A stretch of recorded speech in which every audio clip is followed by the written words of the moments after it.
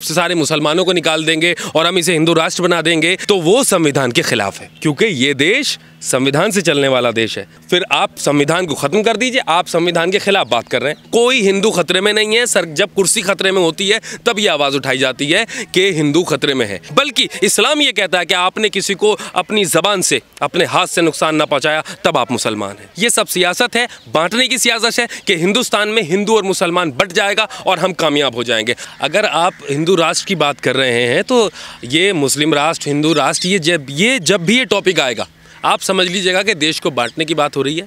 आप समझ जाइएगा कि संविधान के खिलाफ बात हो रही है। संविधान बना था हर एक जाति धर्म को लेकर।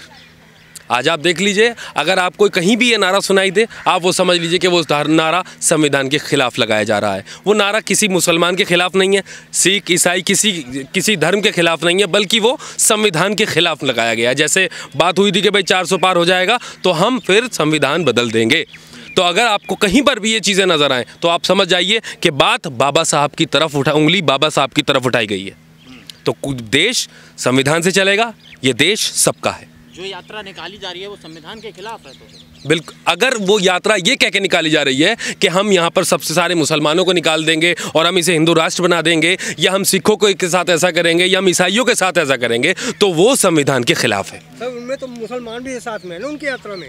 अगर मैं ये नहीं कह रहा हूँ कि मुसलमान के खिलाफ वो ये होगा, या मैंने इस बात को दोहराया कि ये अगर इस तरह का नारा लगता है, क्योंकि ये देश संविधान से चलने वाला देश है, सभी धर्मों को एक साथ बराबर, राइट टू इक्वालिटी, सबको बराबर लेकर चलने वाला देश है। अगर भारत हिंदू राष्ट्र बन जाएगा तो प्रॉब्लम क्या होगी? देखिए, ये उस टाइम बन सकता था, आपने नहीं बनाया। क्यों? क्योंकि उस टाइम वादा हुआ था हर एक मुसलमान से। हमारे पास उस वक्त समय था कि हम ये देश जब बंटवारा हो रहा था, लेकिन हमने बाई चॉइस हम यहाँ रुके।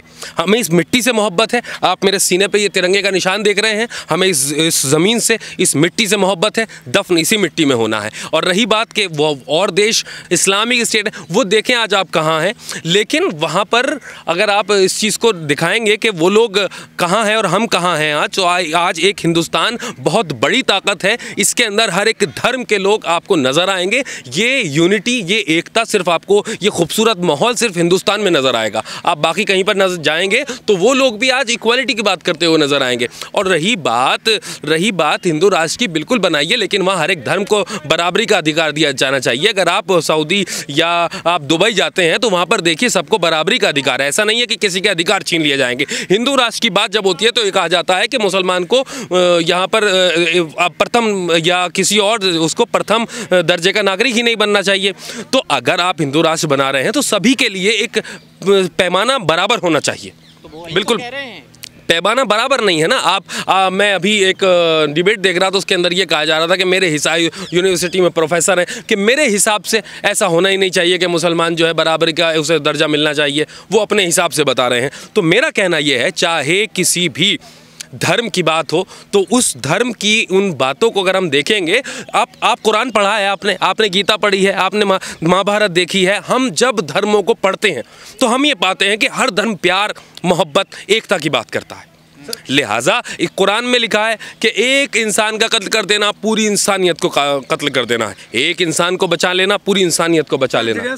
हर धर्म प्यार और मोहब्बत की बात करता है। सर, धीरेन्द्र शास्त्री ये करें, जब पाकिस्तान बन सकता है तो हिंदू राष्ट्र बनने में क्यों दिक्कत हो रही है? देखिए, बिल्कुल, अगर आप संविधान को ख़त्म कर दीजिए। आप संविधान के खिलाफ बात कर रहे हैं। मेरा कहना ये, मुझे इस बात से आपत्ति नहीं है कि आप किसकी पूजा कर रहे हैं, आप नमाज पढ़ रहे हैं, आप गुरुद्वारा जा रहे हैं। मुझे आपत्ति इस बात से है, जब भी संविधान के खिलाफ बात होगी तो पूरा देश एकजुट होकर खड़ा होगा। कुछ ये जो भी नफरत फैलाने की कोशिश करेगा, चाहे वो किसी भी धर्म के खिलाफ हो, उसके खिलाफ पूरा देश खड़ा होगा। सुप्रीम कोर्ट से खुद आवाज़ आएगी। धर्म का प्रचार करना सही है, लेकिन जिस तरीके से बेरोजगारी इस देश में बढ़ रही है उसके लिए भी यात्रा निकालेंगे। देखिए, बिल्कुल, आप अपने धर्म का खूब प्रचार कीजिए। हर आदमी प्रचार करता है, मैं प्रचार करता हूँ, आप प्रचार करते हैं, बिल्कुल प्रचार कीजिए, लेकिन उसके अंदर नफरत नहीं होनी चाहिए। आप बताइए मानवता परमो धर्मा, आप बताइए कि इंसानियत, प्यार, मोहब्बत का कोई भी धर्म जब इस दुनिया में आया था, धरती पे उतरा है, तो वो प्यार और मोहब्बत के लिए उतरा है। आप दुनिया को बताइए कि हिंदू ऐसा होना चाहिए कि वो लोगों का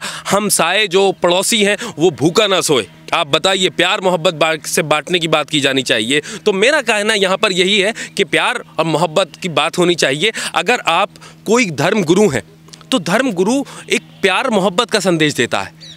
लोगों को बताता है कि देखो किसी को कष्ट नहीं होना चाहिए आपकी वाणी से, आपके हाथों से, आपकी आंखों से, आपकी ज़बान से, तो वो प्यार से वो धर्म वो सिखाता है। लेकिन अब कॉन्सेप्ट ऐसा लग रहा है कि जैसे उल्टा हो गया हो।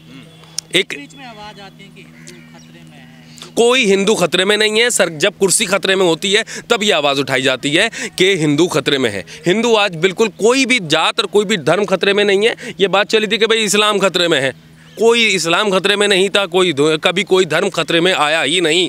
सर वो तो अपने क्या ये सब बहाना है, संविधान पे निशाना है?